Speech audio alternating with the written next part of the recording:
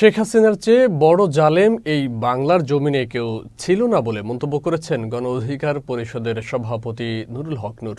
শুক্রবার বিকেলে উপজেলার ভুলতা এলাকায় রূপগঞ্জ উপজেলা গণ অধিকার পরিষদের সহযোগী সংগঠনের আয়োজনে গণসমাবেশে তিনি এ মন্তব্য করেন। নারায়ণগঞ্জ জেলার গণ অধিকার পরিষদের দপ্তর সম্পাদক ওয়াসিম উদ্দিনের সভাপতিত্বে সমাবেশে উপস্থিত ছিলেন গণ অধিকার পরিষদের সাধারণ সম্পাদক রাশেদ খান, গণ অধিকার পরিষদের মুখপাত্র ফারুক হাসান, গণ অধিকার পরিষদের পরিবেশ ও জলবায়ু বিষয়ক সম্পাদক ইঞ্জিনিয়ার জাহিদুল আলম ও সিনিয়র যুগ্ম সাধারণ সম্পাদক হাসান আল মামুন সহ অনেকে। একটা সম্প্রীতির সহনশীলতার নতুন বাংলাদেশ বিনির্মাণ করতে চাই, সকলকে নিয়ে একটা নতুন বাংলাদেশ গড়ে তুলতে চাই। কিন্তু এই বাংলাদেশেও যদি কেউ হানাহানি মারামারি করে আধিপত্য বিস্তার করে, সেটি কিন্তু আমাদেরকে রুখে দিতে হবে।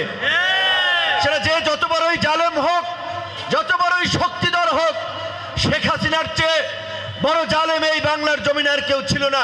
যেই ফ্যাসিস্ট সরকারের কারণে এই দেশের আলেম ওলামা, সাধারণ মানুষ, রাজনৈতিক কর্মী, ব্যবসায়ী সকলে একটি নরকের মধ্যে বসবাস করতে বাধ্য হয়েছিল। আজকে সেই ফাঁসিবাদের সাথে আমরা অনেকে আপোষ করছি। কেউ টাকার জন্য আপোষ করছি, কেউ ক্ষমতার জন্য আপোষ করছি, কেউ লোকালে সুবিধা পেতে আপোষ করছি।